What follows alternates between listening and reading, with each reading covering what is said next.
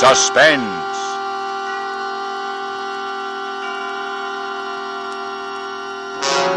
Radio's outstanding theater of thrills bring you an hour, a full 60 minutes of suspense. Directed by Anton M. Leader and produced by Robert Montgomery. Tonight, two great suspense dramas. John Collier's Wet Saturday and W.F. Harvey's August Heat. Performed by two distinguished casts of radio actors. Two complete stories joined in 1 hour of suspense.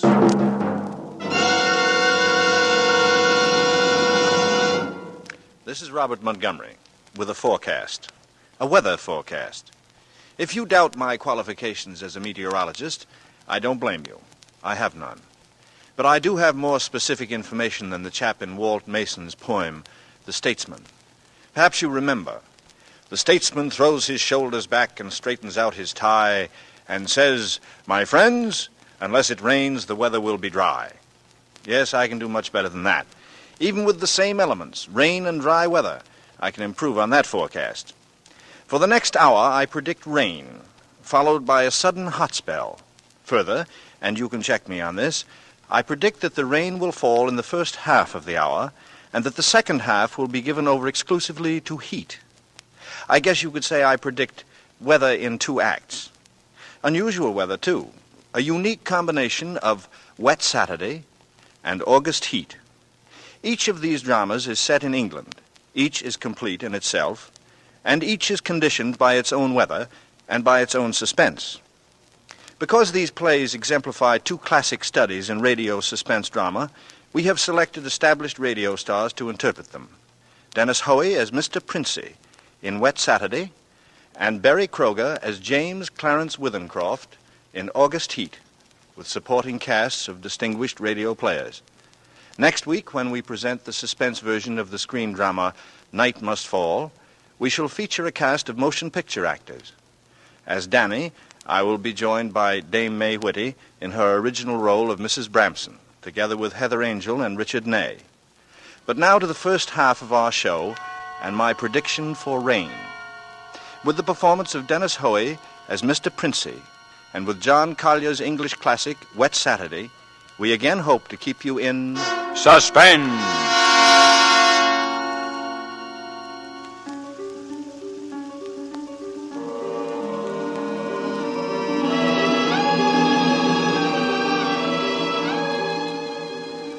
On this rainy afternoon, we should like you to meet the Princey family and their visitor.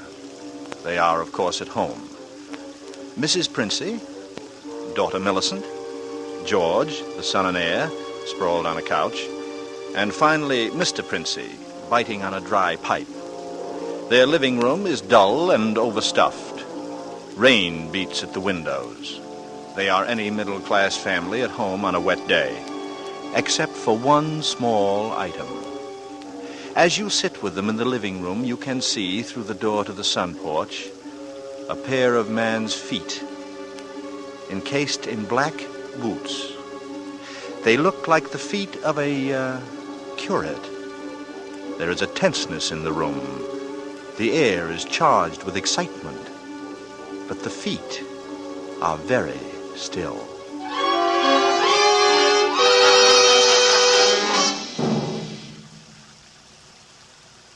Don't keep staring at them. Listen to me, all of you. Don't you see? They'd hang her. That's what they'd do. They'd hang her. Oh, Fred, it's too awful. Awful? It's catastrophic. A supposedly sweet, gentle, intelligent girl. Respected. Loved by the whole village doing a thing like this. Think of the publicity, the disgrace. You think I'm going to resign from the bench? The vestry? Sell out? Live in some foggy hotel abroad? Oh, no. No, I'll kill myself. I will. Don't be a fool. Any more than you have been, the governor means. Be quiet. It wouldn't be so bad if it were you, George. Everybody in the village knows you're not responsible. George. Yeah? Get off that couch. Sit up on your spine. You might be of a little use here, if you could think. Oh, but I say, Governor, this isn't my funeral. Shut up. As long as I can remember, George, you've been a trial and a tribulation to me. I can't stand it. I can't stand it. You've got to stand it, my dear. And keep that hysterical note out of your voice. Do you hear? Yes. We are talking about the weather. Now, George. Hmm? George, if he fell down the old well, say, striking his head several times, what about him, hmm? I really don't know, Governor. What about? Don't be an ass. I'm asking you to think. He'd have had to hit the side several times, 30 or 40 feet. And at all the correct angles. No, I'm afraid not. I'm afraid not. We'll have to go over it all again, Millicent. Oh, no, Father, no, I couldn't. Millicent, we must go over it all again. Fred, you're torturing her. Oh, face facts, Mater. With him lying there, it's no use pretending it's a picnic. They might hang you, Millicent. Oh, stop that shaking. Stop it here. You must stop it. You must keep your voice quiet, Millicent. Millicent! We are talking of the weather. Now, we will proceed. I can't. Not with those boots there. Oh, should have thought of that, Millie. I'm not moving her. Sit up, George, and stop shuffling your feet. Now, Millicent, look at me. Answer me truthfully. You hear? Answer me. You were on the croquet court. Yes. Who knew you were in love with this wretched curate? Oh, the whole village knows. They've been sniggering about at the pub for 3 years past. Shut up, George. Millicent, we continue. You were on the croquet court. Yes. You were putting the croquet set in its box. Yes. It was starting to rain. I was carrying the balls and the mallets into the sun porch. The box was there. You heard someone enter the garden gate and come across the yard. Yes. Could you see who it was? Not at first. I was going into the sun porch. I threw down all the mallets but the red one and turned around. It was Withers. Yes. So you called him? Yes. Loudly? Oh. Did you call him loudly? Could anyone have heard? No, Father, I'm sure not. I didn't really call him. I just spoke his name. He saw me when I went to the door. He just waved his hand and came over. How can I find out whether there was anyone about?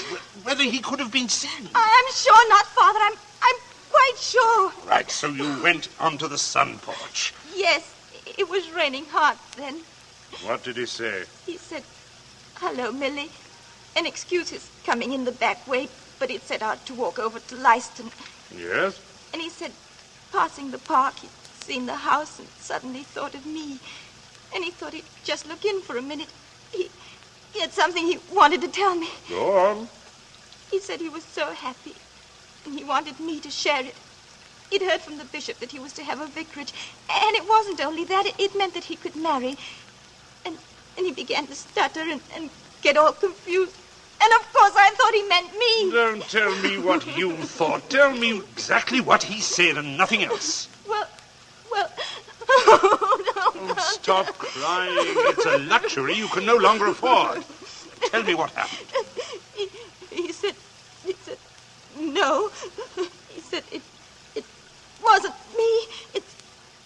It's Ella Bragdon Davis. And he was sorry and all that. And then he went to go. And then? I went mad. He turned his back. I had the red mallet of the croquet set in my hand. I'd forgotten to drop it when he came in. I went... Did you shout or scream? I mean, as you hit him. No, I'm sure I didn't. Did he? Come on, speak up. No, Father. And then? I threw it down. I came straight in here. I went to look for Mother, that's all. Oh, my poor baby. And you're sure no one else was about? No one, no. Leave the child alone, Fred. Oh, not such a child, Major. Oh, Millie, I had no idea. Keep quiet, I'm thinking. You see, George, he probably told people he was going to Leiston. Certainly no one knows he came here.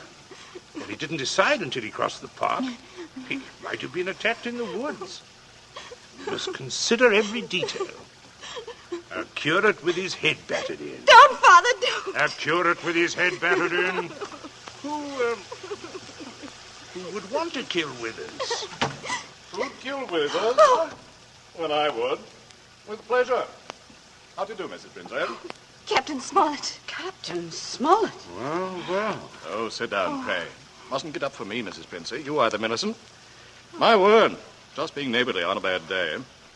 I wanted to ask you about those dahlia bulbs, Prinsey. Mm-hmm. Took a shortcut on account of the rain and walked right in. Knew you wouldn't mind. He heard you, Father. My dear, we can all have our little jokes. Don't pretend to be shocked. This way, Smollett. This chair facing the fireplace. Sit down, Mother. Just straightening the curtains on the sun porch, dear. It looks so gloomy out there. Might as well shut the rain out. Yeah. We were just talking about a little theoretical parson killing, Smollett.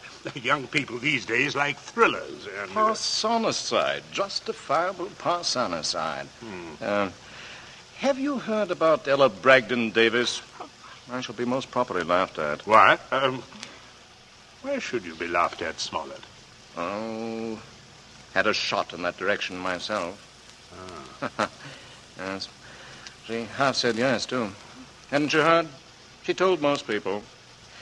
Now it'll look as though I got turned down for a white rat and a dog collar. Too bad. Oh, well. Fortune of war, you know. Yes, fortunes of war. Odd how it happens, isn't it? Sit down, Smollett. Mother, Millicent, console Captain Smollett with your best light conversation. George and I have something to look at outside. This rain, bad, very bad. Come on, George, come on. Governor, right. The press will leave raincoat. Oh, no, I don't think so. Just make yourself at home, Smollett. Make yourself at home. A cigarette, Captain Smollett? Yes, thank you. Thank you. Nasty day to be going out. It's something about the old well, just off the sun porch door, you know. This terrible sudden weather seemed to have loosened some of the stones. Too bad. Dash too bad. Spoils the tennis and croquet. I mean, a day like this. Doesn't it, Minnie? Yes, it does. She was practicing out in the croquet quite earlier. But do pull your chair up near the fire, Captain. It was so damp we thought it would be cozy to light it. Oh, thank you. I'm quite comfortable. I hope you don't feel too bad about Ella Bragdon Davis. Well, can't always win, you know. Can't understand, though, what you women see in these bloodless clerics. Oh, I always thought Mr. Withers is a very charming man. Oh, yes, quite agree. But why should anyone want to marry him? You wouldn't want to marry him, would you, Minnie? Not now. That is, I used... Oh, no, of course not. Smollett? Yes? Oh, Princey? Oh, good Lord, man. You do come in on a fellow sudden, eh? Yes, I did. Oh, don't mind this old double-barrel shotgun. Been working on it. Smollett, may I have your attention for a minute? There's something on the sun porch I'd like to show you. Yes. Yes, of course. Smollett, George and I went out to see if we could shoot some rats, which have been driven out of the old well by the high water. Afraid they might get into the house, you know. Now, you must listen to me very carefully. Very carefully. Or you will be shot. By accident. Princey, what's gotten into you?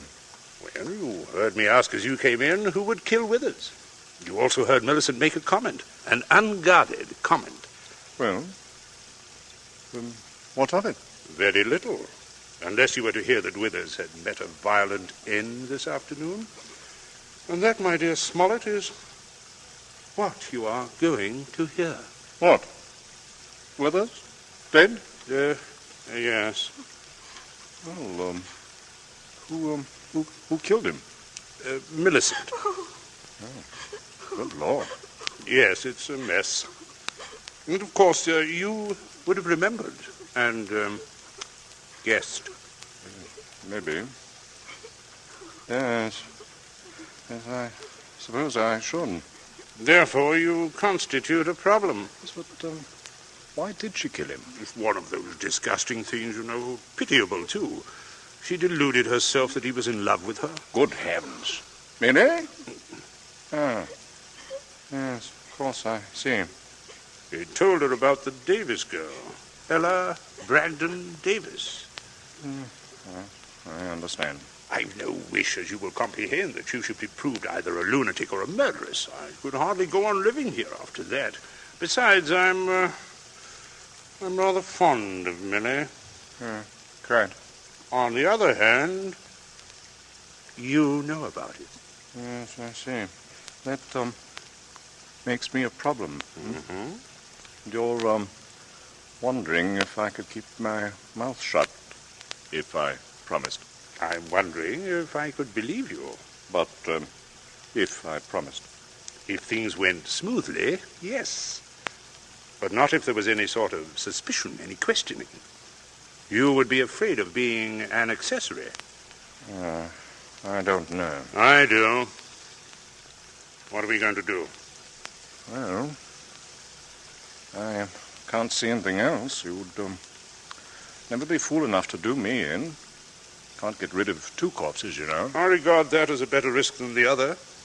Could be an accident, you know, or you and Withers could both disappear. There are possibilities in that. Oh, see here, you can't... I can, but there may be a way out. There is, Smollett. You gave it to me yourself. I did? Mm-hmm. What?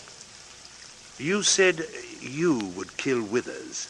You have a motive. Oh, look here, I was joking. Listen, Smollett. I can't trust you. You must trust me. Else I will kill you now in the next minute. I mean that. You can choose between dying and living. Well, go on. There's the old well just outside the front porch door. That's where I'm going to put Withers. No one outside knows he's come up here this afternoon. No one will ever look in there for him unless you tell them. Now, you must give me evidence that you have murdered Withers. I murdered him. Why do you want that? So that I shall be dead sure that you will never open your lips on the subject. I see. What evidence? George, hit him in the face. Sure. Oh, George, don't. Keep out of this. Captain, you should be more careful. Look what your teeth did to my knuckle. Again, George. Okay. Oh, I can't stand it. Father, how can you? Quiet. I'm sorry, Smollett, but there must be traces of a struggle between you and Withers. Then it will not be altogether safe for you to go to the police. George, get the croquet mallet. Take your handkerchief to it. There it is on the sun porch floor. There, Captain. There's your weapon. As I told you, Smollett. Now you'll just grasp the end that mashed Withers' head. I shall shoot you if you don't. Yes, but good Lord, you can't... All right. All right. That's it. Now deposit it by the side of the house, outside. Out of the rain, of course. Oh, wait, George. First, you'd better pull a few hairs out of his head and put them under the nails of Withers' right hand. No, wait. Sorry to muss up your hair, Captain. Shut up, Smollett. Now, that's all we need. And now, Mr. Withers, how we fix it right up. I'll be right with you, Captain. Smollett, you may turn round. Withers is just there on the sun porch. Draw back the curtain.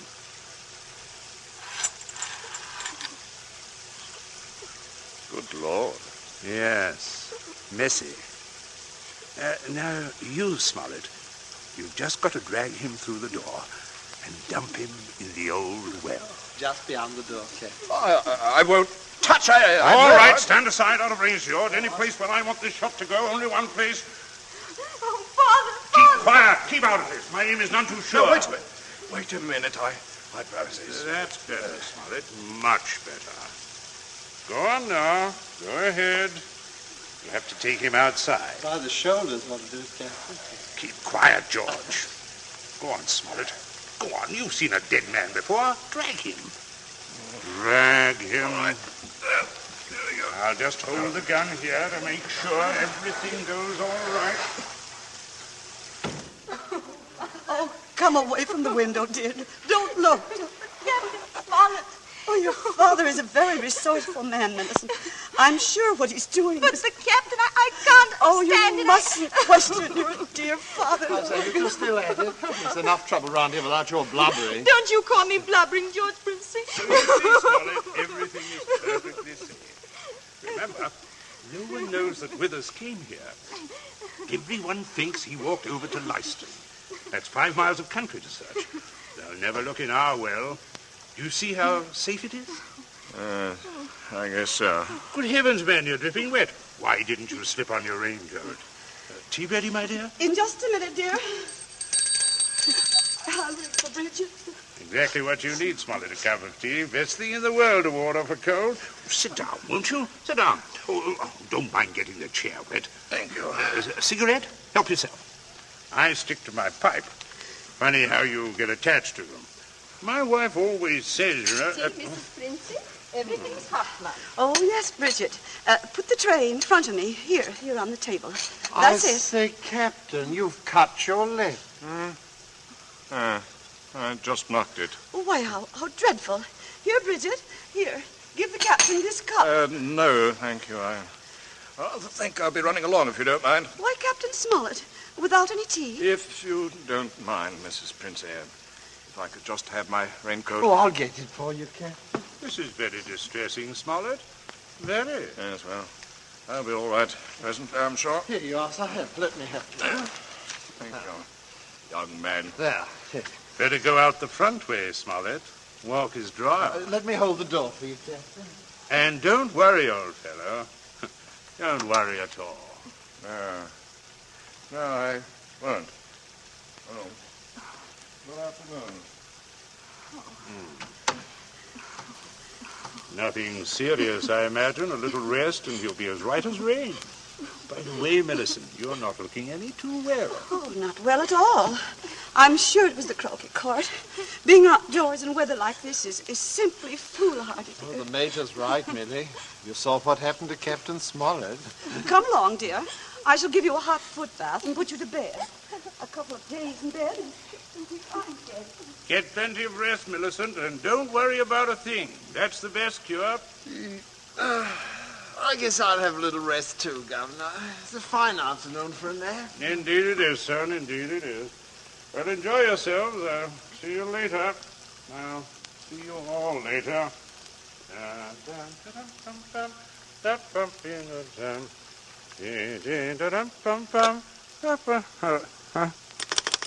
Hello?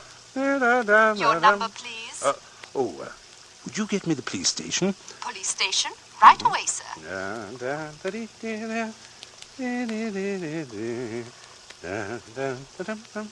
Police headquarters, Sergeant Yancey speaking.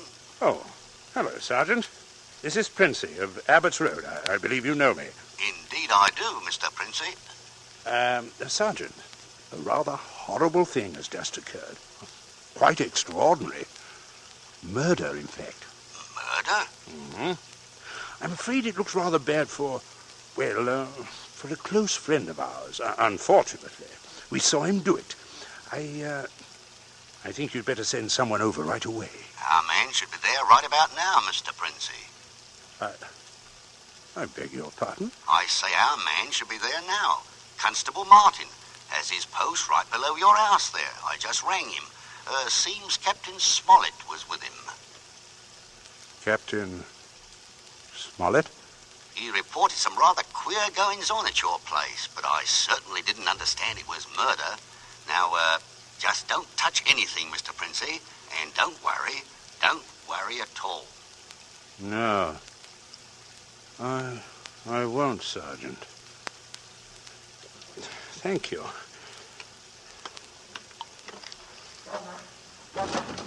Where are you, Governor? Right here and stop shouting. We have some visitors, Governor. Yes, I can see that. Well, Constable, good afternoon. Mr. Princey? And Smollett, I say, what a remarkable fellow you are, coming back like this. Here to reenact the crime? Only the one against me, Princey. The one against the curate I'll leave to you people. Extraordinary sense of humor. Mr. Princey, I just had a look at what's in your well. Not a pretty sight, that. Not pretty at all. Yes, Constable. Captain Smollett was thorough, if nothing else. You saw him when he did it, sir? Out in the back? Oh, quite. We were just returning from a walk. Smollett evidently had been laying for the curate, hiding out there in those bushes by the road, I imagine. He was never inside this house? Never, no. And you say, Captain? I say that while I was inside this house, a guest of the family, I was coerced into dragging the curate's body outside and dumping it into the well. Well, there we are. No, not entirely, Constable. I'll just remove my raincoat and demonstrate how damp I got my clothes when I went outside without it. That's interesting, isn't it? Yes, quite. He undoubtedly removed his coat at some point between here and your post. I might as well tell you that his weapon, a red croquet mallet, is out by the side of the house. I shouldn't be at all surprised, but you might find his fingerprints all over it. All over the end of the mallet, Constable. The end that mashed Wither's head. Not the end I'd have to grasp in order to do the mashing. Governor, That's a decent try, Smollett, but it won't work. There must be other evidences, Constable. You'll undoubtedly find them when you examine the body. He means my hair under Wither's fingernails. Well, sir, you know, I happened to notice something when young George there opened the door for me. If you'll look carefully, I believe you'll find a few of my precious hairs under his nails, too. What are you trying to suggest? Constable, this is an utter waste of time. So far as violent struggle between Smollett and Withers is concerned, Smollett's face speaks for itself quite eloquently, I believe. Oh, yes, but no more eloquently than your son's knuckle. Huh? As you see, Constable, look here. Here. A fresh abrasion. He did that on my teeth.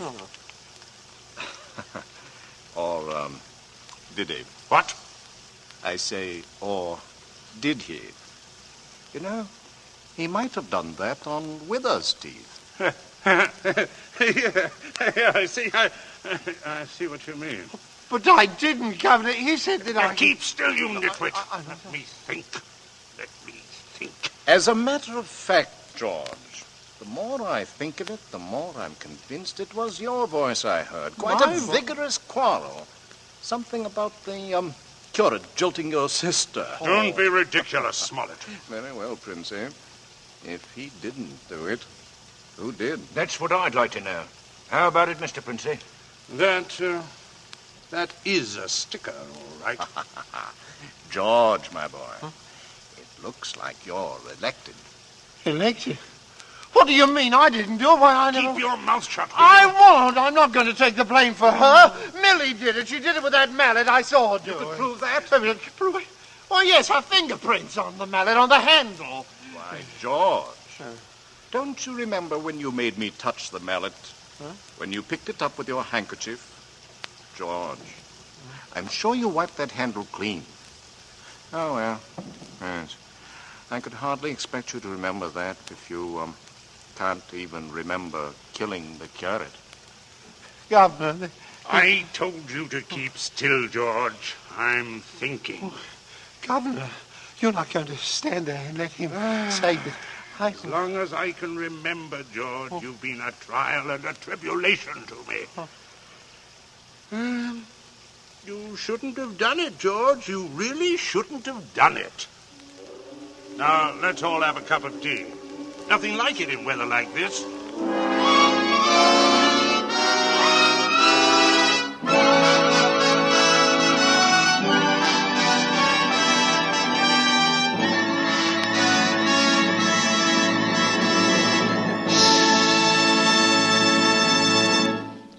So ends Wet Saturday, the first of 2 half-hour stories combining dramatic weather and dramatic suspense. Our thanks to Dennis Hoey for an excellent performance, and to Harold Medford, who adapted John Collier's story. True to our prediction, we will return in a moment with August Heat, a second study in suspense.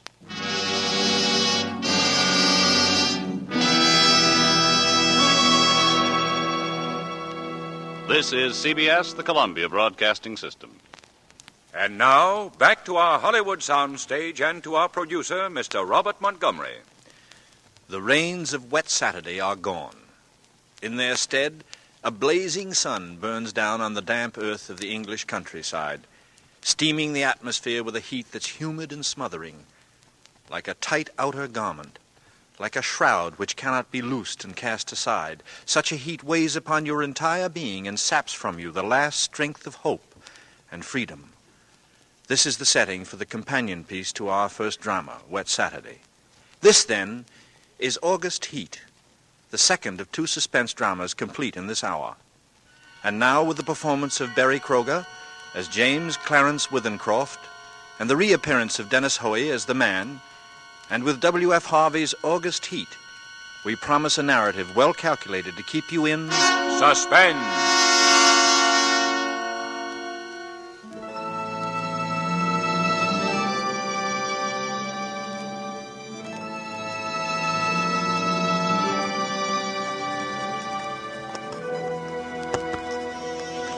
Fenistone Road, Clapham, August 20, 1947. I have had what I believe to be the most remarkable day in my life. And while the events are still fresh in my mind, I wish to put them down on paper as clearly as possible.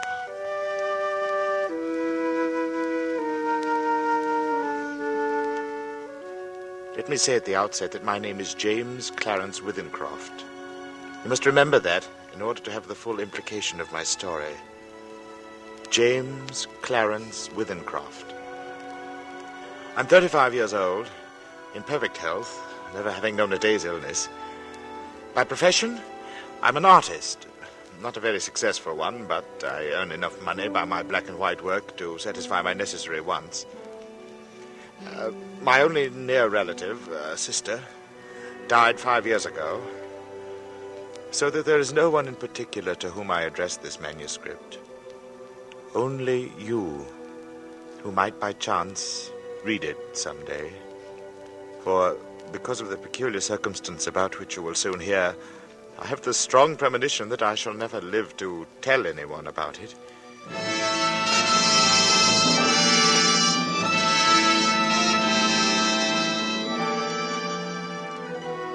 I breakfasted this morning at 9, at the usual time. It was no different from any other morning, and after glancing through the morning paper, I lighted my pipe. I proceeded to let my mind wander, in the hope that I might chance upon some subject for my pencil. The room, though door and window were open, was oppressively hot, and I just made up my mind that the coolest and most comfortable place in the neighborhood would be the deep end of the public swimming bath, when I was suddenly shaken. A feeling swept over me such as I'd never experienced before. I attempted to rise to my feet. Somehow it seemed as though I'd suddenly been fastened to my chair. My hand went out in an effort to brace myself. And then, before I knew what I was doing, my pencil was in my hand, and I began to draw. It was as though someone had taken my hand and was moving it across the paper, swiftly in bold strokes. And then I seemed to take over. My hand, under its own power, began to draw. So intent was I on the sketch which began to appear before me, I soon forgot the oppressive heat, the roughness of the table. Everything was forgotten. This frantic feeling, the sketch must be finished as soon as possible.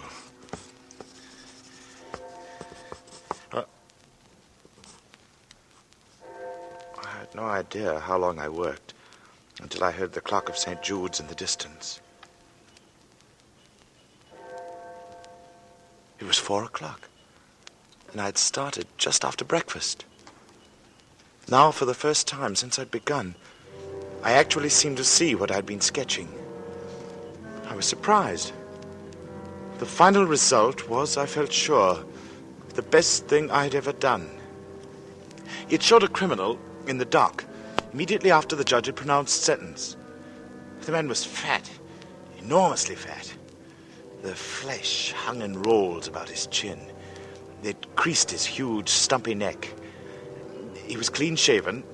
Perhaps I should say a few days before he must have been clean-shaven. And he was almost bald.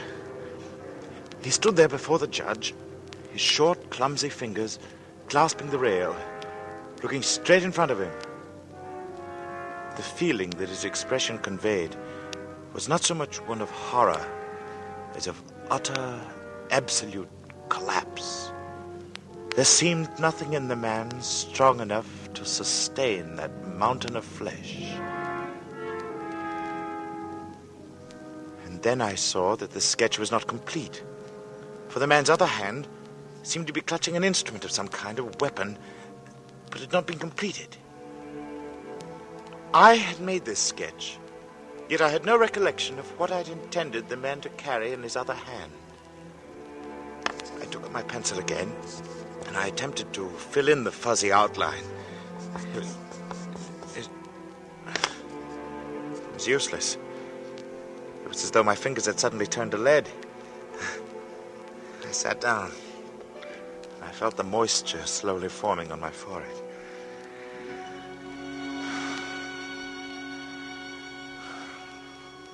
And I was conscious of the oppressive heat again. And then I knew that there would be no finishing of the sketch. At any rate, not for the moment. So, I rolled up the sketch, and without quite knowing why, I placed it in my pocket. In spite of my peculiar inspiration, I was filled with the rare sense of happiness which the knowledge of a good thing well done gives.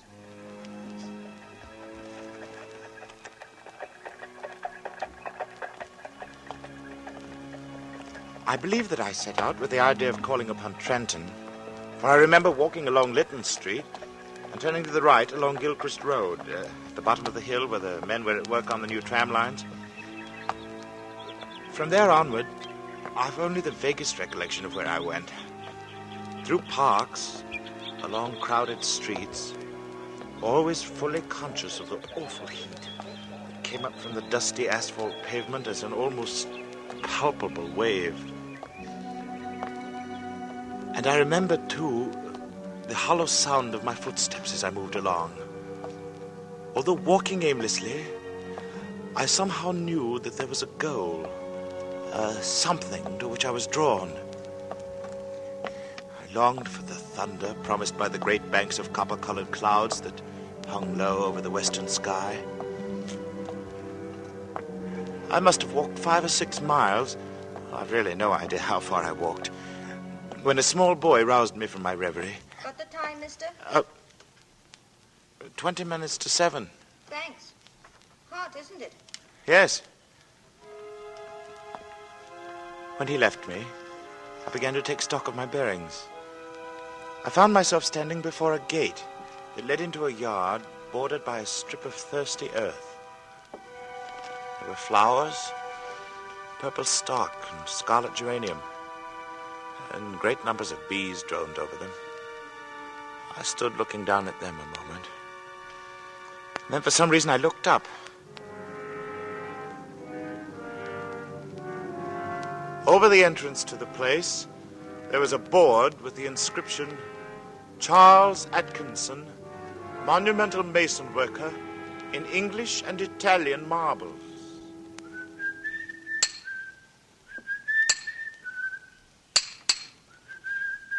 From the yard itself came a cheery whistle, the noise of hammer blows, and the cold sound of steel meeting stone. A sudden impulse made me enter, and I went in the direction of the noise. There was a man sitting with his back towards me. He was busy at work on a slab of curiously veined marble. He was not conscious of my presence as I stood there watching him for some time. Then, without turning, his hammer stopped in midair as he was about to bring it down on his chisel. He looked up, and then he held his position a moment before turning, but I knew that he was aware of my presence. And when he turned, I saw his face. It was, although I had never seen him before, it was the face of the man I'd been drawing.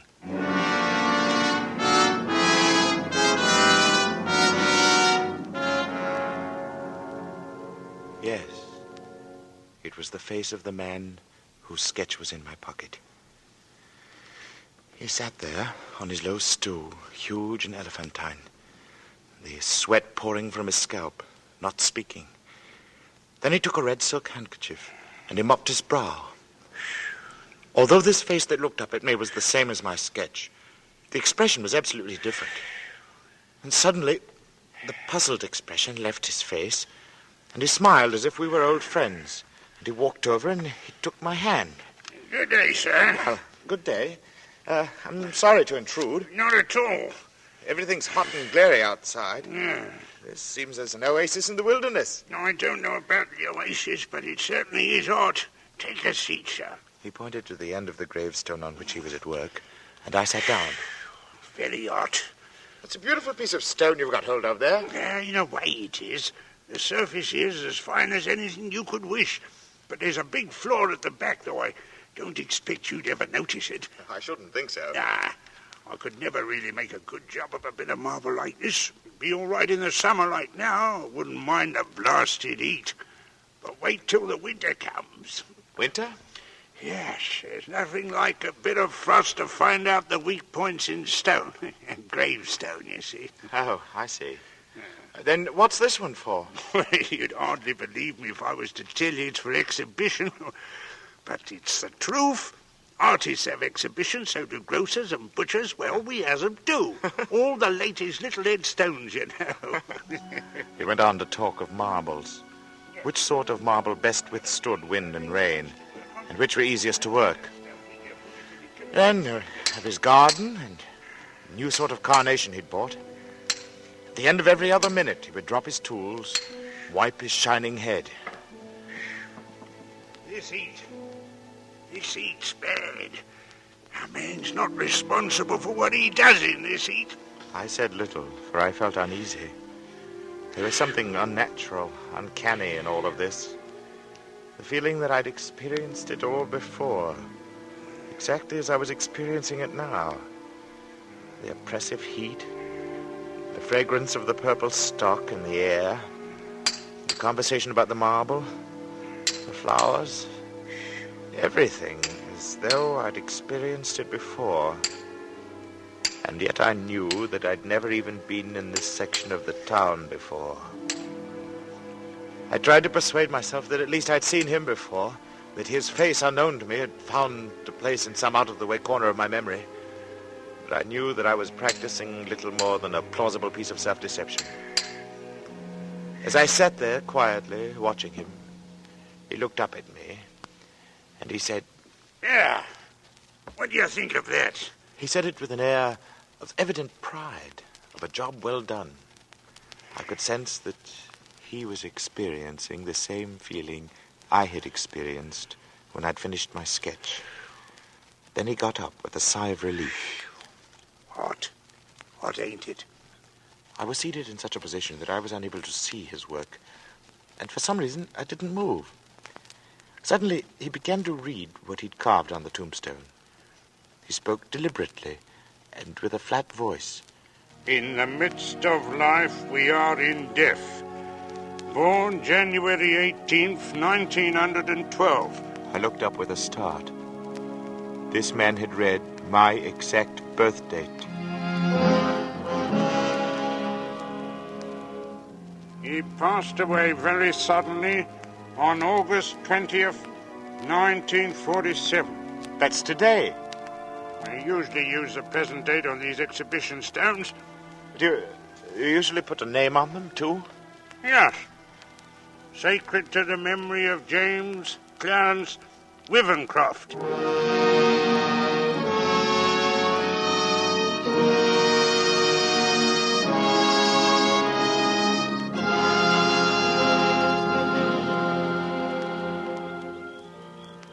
I just sat there in silence.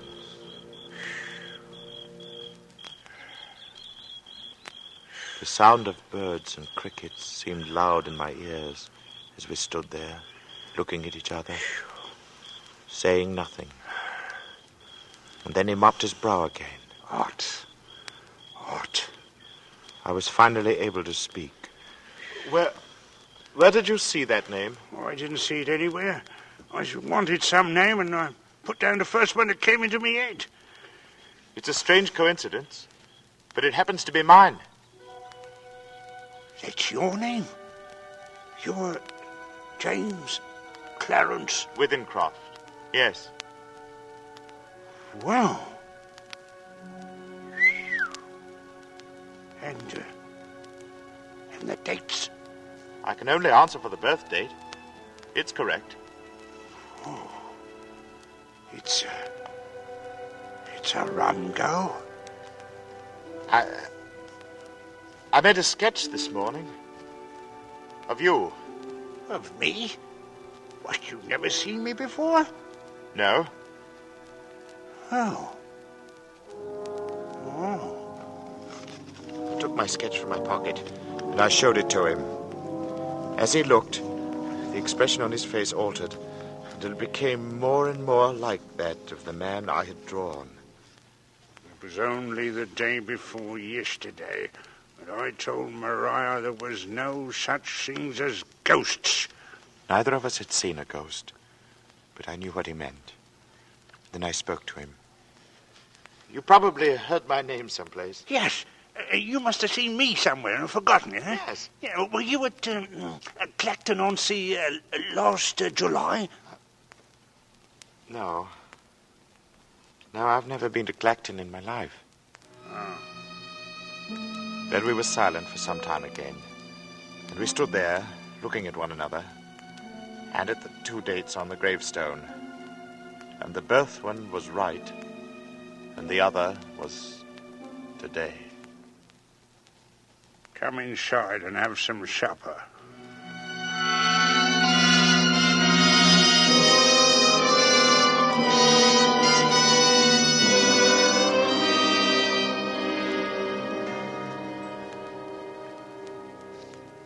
His wife was a strange little woman, who was pallid with the look of those who live their lives indoors. Her husband introduced me as a friend of his who was an artist, and informed her that I was staying to supper. I spoke, making some comment that I hoped I would not be an intrusion, and she looked up at me. She said, You have a pleasing voice, Mr. Withencroft, and you're welcome in my home. I'm sorry Charles has not brought you here before.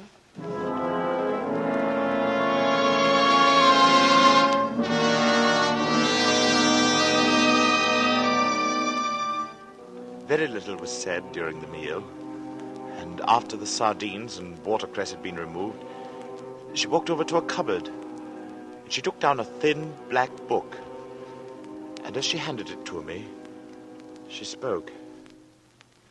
Would you read aloud, Mr. Withencroft? Puzzled, I looked down at the book which she'd opened and placed before me. It was a very tiny book. The Prophet, it was called, by an author unknown to me, with a strange Eastern name, Khalil Gibran. And my eyes fell across the page, and suddenly I was reading aloud, as she'd asked me to. Then Almitra spoke, saying, we would ask now of death.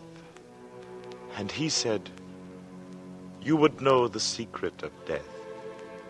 But how shall you find it, unless you seek it in the heart of life? The owl, whose night-bound eyes are blind unto the day, cannot unveil the mystery of light. If you would indeed behold the spirit of death, open your heart wide unto the body of life. For life and death are one, even as the river and the sea are one. In the depth of your hopes and desires lies your silent knowledge of the beyond. And like seeds dreaming beneath the snow, your heart dreams of spring. Trust the dreams, for in them is hidden the gate to eternity. Your fear of death is but the trembling of the shepherd when he stands before the king whose hand is to be laid upon him in honor. Is the shepherd not joyful beneath his trembling that he shall wear the mark of the king? Yet is he not more mindful of his trembling? For what is it to die but to stand naked in the wind and to melt into the sun? And what is it to cease breathing but to free the breath from its restless tides, that it may rise and expand and seek God unencumbered? Only when you drink from the river of silence shall you indeed sing. And when you have reached the mountain top, then you shall begin to climb. And when the earth shall claim your limbs, then shall you truly dance.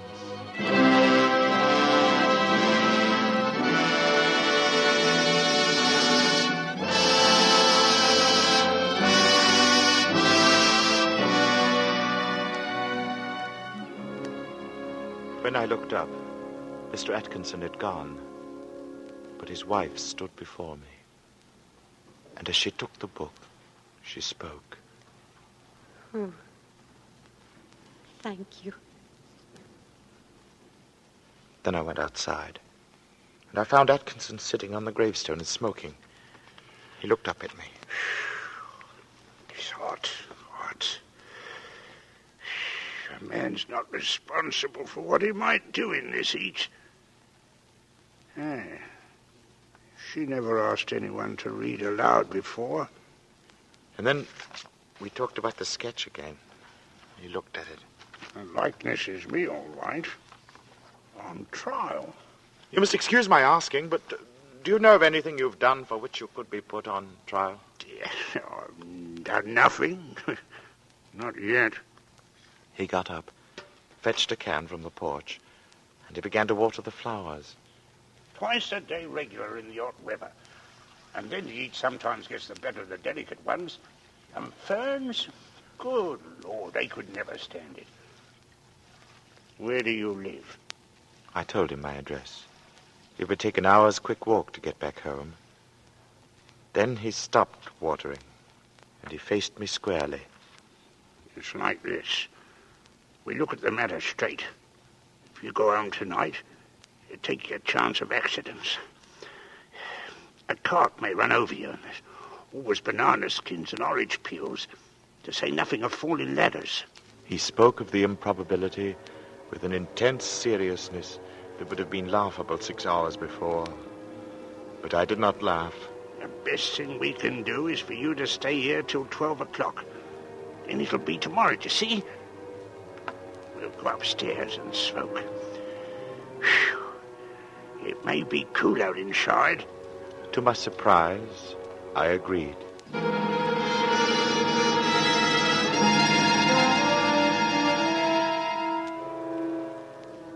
We are sitting in a long, low room beneath the eaves.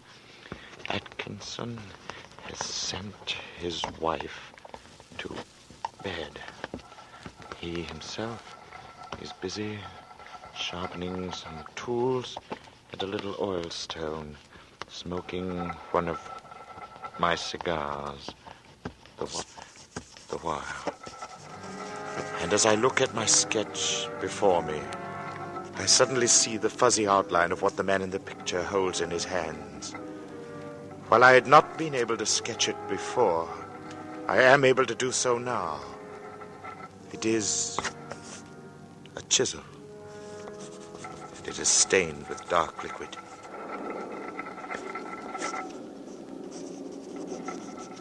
The sketch is completed now. The air seems charged with thunder, and I hear it in the distance. It is ominous, but it carries the hope of rain. Perhaps this damnable heat will be broken soon, and the day will soon be over. It is close to 12.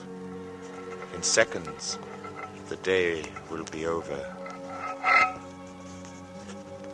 I am writing this at a shaky table before the open window.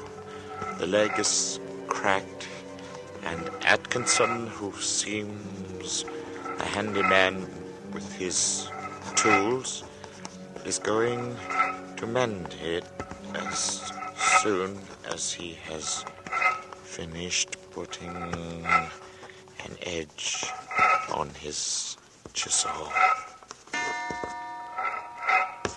There. It is 12.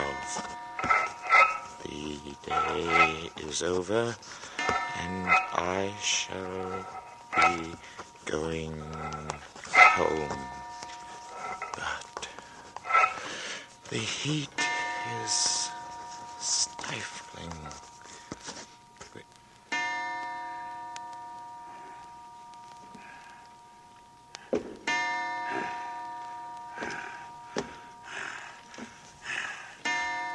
This heat is enough to send a man mad.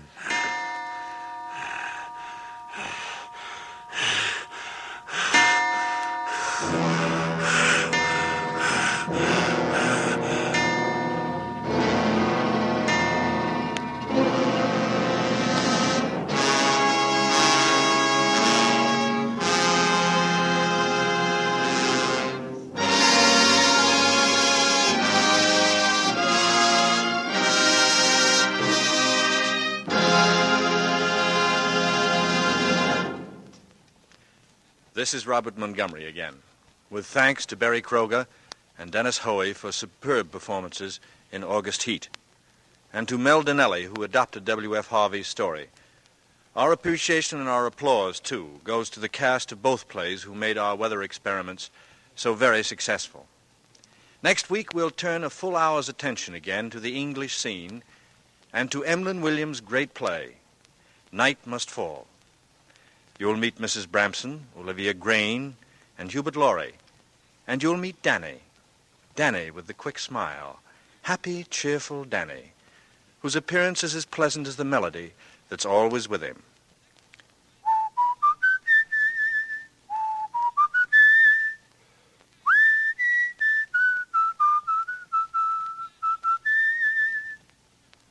Mighty like a rose. That's Danny. Yes, that's Danny.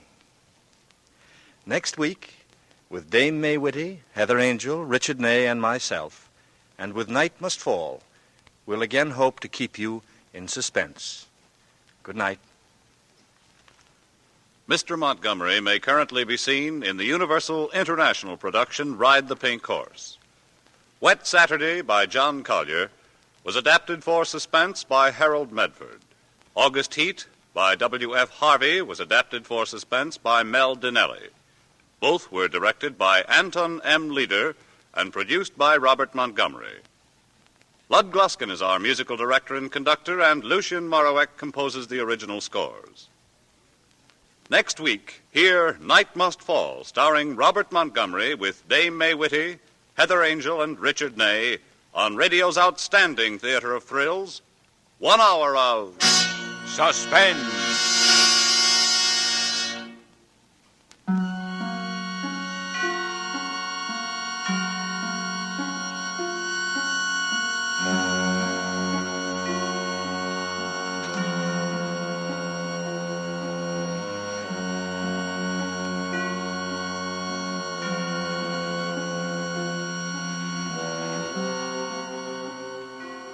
A program you won't want to miss. That's Report Card, the next production of the famed CBS documentary unit. Overcrowded schools, out-of-date equipment, and a shortage of trained teachers, all of these are contributing to a breakdown in American education. For a dramatic report, hear Report Card Wednesday, March 24th over many of these stations. This is CBS, where 99 million people gather every week, the Columbia Broadcasting System.